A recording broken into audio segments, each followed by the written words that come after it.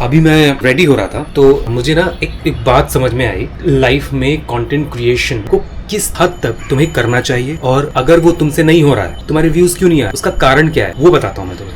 Hello, welcome to the new vlog. दोस्तों, ये मुंबई के छोटे छोटे घरों में कैद हैं सब लोग, और इन कैद घरों में क्या क्या हो रहा है आपको नहीं पता। तो मेरे दिन में भी क्या क्या बीतता है इन छोटे छोटे से फ्लैट्स के अंदर। मुंबई में मैं नया हूँ, मैं ढूंढ रहा हूँ काम एज एन एक्टर, और क्या क्या हो रहा है ज़िंदगी में देखते चलो। तो आज के दिन का ब्लॉग शुरू करते हैं। आप देखना शुरू करिए मेरा आज के दिन का blog, day in my life in Mumbai. Let's start. हाँ जी, गुड मॉर्निंग। सुबह के 3:30 हुए और आज मैं उठा हूँ 3:30 बजे। नहीं, उठा तो 3 बजे हूँ, लेकिन अभी आप लोगों से बात 3:30 बजे कर रहा हूँ। 3:30 बजे कर रहा हूँ। प्री वर्कआउट मील चाहिए जो मैं ले रहा हूँ, क्योंकि जिम सबसे पहले मैं जाता हूँ सुबह उठते ही अर्ली मॉर्निंग। तो अर्ली मॉर्निंग जिम के पहले आधे घंटे पहले, आधे घंटे 45 मिनट पहले प्री वर्कआउट मील लेता हूँ। And it is very very important, क्योंकि अगर ये नहीं लिया तो जिम में दम नहीं लगेगी, और जिम में दम नहीं लगेगी तो फिर बॉडी नहीं बनेगी, और बॉडी नहीं बनेगी तो मैं फिट नहीं हो पाऊँगा, और फिट नहीं हो पाऊँगा तो काम नहीं होगा। तो मजबूत बनना ज़रूरी है, बॉडी को मजबूत रखना ज़रूरी है, समझ रहे हो? इसलिए तुम्हारा भाई स्मार्ट लगता है। नहीं लगता ना? हाँ, नहीं लगता? तुम्हें क्या लगता है? नहीं लगता? लगता तो है यार, ऐसा मत बोलो। बाहर का भी माहौल दिखा देता हूँ। ये है बाहर का माहौल, पूरी रात है सन्नाटा, कुछ घरों में लाइटें जल रही हैं, और मैं यहाँ पे प्री वर्कआउट में ले रहा हूँ। लोग बोल रहे होंगे कि कौन जग रहा है इतनी रात में। चलो प्री वर्कआउट में ले लेता हूँ, फिर उसके बाद फ्रेश वगैरह होके बेडिंग वगैरह करके तुमसे मिलता हूँ। टाड़ा। लो भाई लोगों, तुम्हारा भाई तैयार भी हो गया। अब निकलेंगे हम जिम, डेली के काम में, जो हमारा डेली का काम है। पंछियों की चहचहाहट भी शुरू हो चुकी है। मैं क्या बात कर रहा हूँ मुझे पता नहीं। आज मैं मारूंगा शोल्डर एंड ट्रैप्स यानी ये अपर बैक जो होता है ना, उसको मारूंगा। तो लेट्स सी उसमें कितना ज़्यादा आज दम होगा, क्योंकि मैं थोड़ा सा वीक फील कर रहा हूँ, इसीलिए थोड़ा सा प्री वर्कआउट भी लेके जाऊँगा आज, कि प्री वर्कआउट थोड़ी सी हेल्प करे। बाकी ऐसा कुछ नहीं है कि तुम प्री वर्कआउट नहीं ले सकते, ले सकते हो, लेना चाहिए, कभी कभी ले सकते हो, क्योंकि क्या होता है कि हम बाहर रहते हैं ना, तो हमारा जो खान पान होता है वो उतना ज़्यादा इफेक्टिव नहीं होता है। तो कभी कभी लिया जा सकता है, इसमें कोई दिक्कत की बात नहीं है। हाँ, ये है कि रेगुलरली नहीं लेना चाहिए, क्योंकि अगर रेगुलरली लोगे तो बॉडी में इफेक्ट आता है, तुम्हें थोड़ी सी यूज टू हो जाता है, एडिक्टिव भी हो जाता है, because they use some kind of sugar at least in the powders. और बाकी तुम कमेंट करो ना, मैं तुमको बताता हूँ ना क्या करना है। देखो, लूप में ही जो चीज़ें चलती हैं वो ज़्यादा इम्पोर्टेंट है। तो चलो मिलते हैं, प्री वर्कआउट ले लेता हूँ, फिर मिलता हूँ जिम में। So I'm at the gym now. ये जिम का चेंजिंग रूम है। मैं अभी ऐसा देख रहा हूँ, अभी जिम के पहले का ही टाइम है। अभी मैं किया नहीं है मैंने जिम। लेट्स सी कि अभी क्या हालत होने वाली है।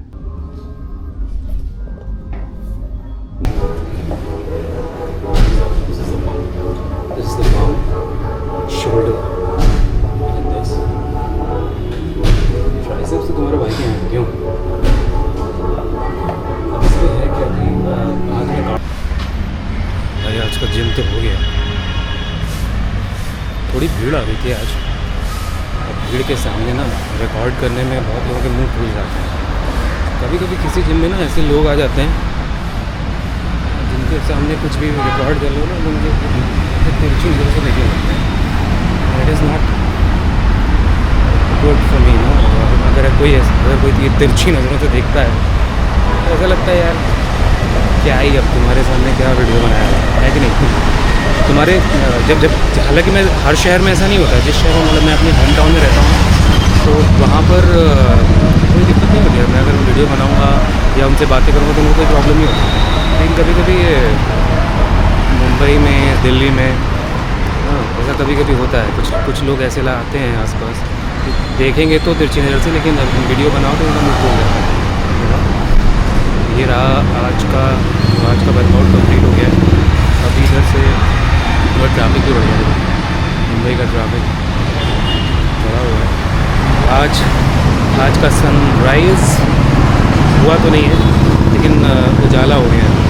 तो सनराइज़ अगर देख सकते हो तो वो मैं दिखा देता, लेकिन सनराइज़ हुआ नहीं है। वो खुद देख लो। मेरे ख्याल में जो बंगाल में तूफ़ान आया ना, उसकी वजह से सनराइज़ हो नहीं रहा। मतलब बादल ज़्यादा आजकल हो रहे हैं कि इस टाइम पे बारिश नहीं होती थी, पर अभी बारिश इसीलिए हो रही है क्योंकि वो बंगाल में आया है ना तूफ़ान, तो उस वजह से इधर भी इफ़ेक्ट कर रहा है। चलो जी, कहाँ है भैया? देखा, आज तो लाइट बड़ी अच्छी आ रही है। लाइट क्या बहुत बढ़िया आ रही है भाई, सामने से हाथ देखो। भाई तुम लोगों में से एक बात बताओ मुझे, ये क्या कहते हैं, ये जब ट्रैप्स का जो मारते हैं ना वर्कआउट, तो उसके बाद क्या होता है? मेरा तो यार पीछे जो ये है ना शोल्डर है ना पीछे, इसके पीछे दर्द करने लगता है यार। ऐसा नहीं है कि मैं बहुत हैवी मारा हूँ, लेकिन होता क्या है कि ये जब मार लो तो पीछे मतलब हैवी किया हूँ, ऐसा कुछ नहीं है। जब करने के बाद ना 1 घंटे के बाद पीछे ही शोल्डर में दर्द करता है यार। अब ये क्यों करता है मुझे पता नहीं। तो अगर तुम में से कोई जानता है तो प्लीज़ कमेंट करो यार। मतलब ऐसा नहीं है कि मुझे चीज़ें पता नहीं है, लेकिन फिर भी कुछ ना कुछ तो होता ही है। इतने साल से वर्कआउट कर रहा हूँ, कुछ ना कुछ गलतियाँ तो हो ही जाती हैं। कोई परफेक्ट नहीं होता। फिटनेस में थोड़ा सा दिक्कत होती है यार, क्या करूँ। अभी डॉक्टर्स को पता नहीं होता। तो तुम लोग में से कोई बताओ यार, प्लीज़ मुझे बताओ, ये हेल्प करो। मैं भी तुम्हारी हेल्प करो यार मेरी। मतलब कभी भी ना ट्रैप्स का अगर वर्कआउट कर रहा हूँ, मैं श्रग्स मार रहा हूँ, बारबल श्रग्स, तो उसके बाद ये पीछे थोड़ा सा दर्द होने लग जाता है। अभी पोस्ट वर्कआउट मील मैंने ली, ये पोस्ट वर्कआउट मील नहीं, मतलब पोस्ट वर्कआउट शेक लिया जिम से आने के बाद। और फिर हल्का हल्का जब दर्द महसूस हो रहा है ना, तो मैंने सोचा एक बार तुम लोग को बताऊं कि भैया बहुत दर्द हो रहा है, कि भैया बहुत ज़्यादा दर्द हो रहा है, बहुत ज़्यादा, क्या समझे। अभी मैं रेडी हो रहा था तो मुझे ना एक बात समझ में आई। लाइफ में कंटेंट क्रिएशन को किस हद तक तुम्हें करना चाहिए, और अगर वो तुमसे नहीं हो रहा है, समझे, तो क्यों नहीं हो रहा है, तुम्हारे व्यूज़ क्यों नहीं आ रहे हैं, उसका कारण क्या है, वो बताता हूँ मैं तुम्हें। देखो, अगर तुम ज़िंदगी में पहली बार हाथ में पेन उठा रहे हो, अभी तक तुम पेंसिल से लिखते आ रहे थे, जब तुम हाथ में पेन उठा रहे हो तो तुम्हारा इंटेंशन तो लिखने का है, लेकिन लिखते टाइम पे तुम्हें ये अनईजीनेस आ जाएगी कि यार मैं पेन यूज़ क्यों कर रहा हूँ। उससे होता ये है कि तुम्हारे अंदर वो फेकनेस डेवलप हो जाती है कि मैं जो कर रहा हूँ वो थोड़ा सा फेक लग रहा है। तो जो भी पेन की लिखाई को समझता है या जो पेन से ऑलरेडी लिख रहा है, वो ये समझ जाएगा कि तुम्हें पेन का यूज़ करना नहीं आ रहा है। इसीलिए जो भी तुम काम अपने पेन से करोगे वो उतना अच्छा नहीं होगा। लेकिन अगर तुम पेन यूज़ करते रहोगे तो 1 महीने, 2 महीने, 3 महीने, 4 महीने, 1 साल के बाद तुम उस पेन को यूज़ करने में प्रोफेशनल हो जाओगे। फिर तुम जो भी तुम पेन से लिखोगे वो हर कोई पढ़ सकेगा, हर कोई ये समझ सकेगा कि तुम्हारी राइटिंग बहुत अच्छी है, और हर कोई ये जान सकेगा कि तुम्हारा पेन यूज़ करने का जो तरीक़ा है वो बहुत ही अच्छा है। लोग तुम्हारी चीज़ों को समझने लग जाएंगे। यही गणित हर चीज़ में फॉलो होता है।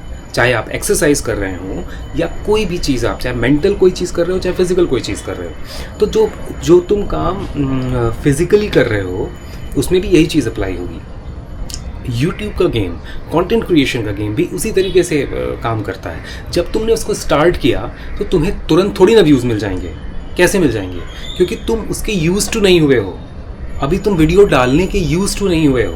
तुम कंसिस्टेंटली 1 महीने, 2 महीने, 3 महीने, 4 महीने उसमें वीडियोस डाल नहीं रहे हो। तो जब तुम यूज टू ही नहीं हुए हो तो तुम उसके साथ खेल कैसे पाओगे? तुम अपने वीडियोस को एफर्टलेसली डेवलप कैसे कर पाओगे? कैसे बना पाओगे?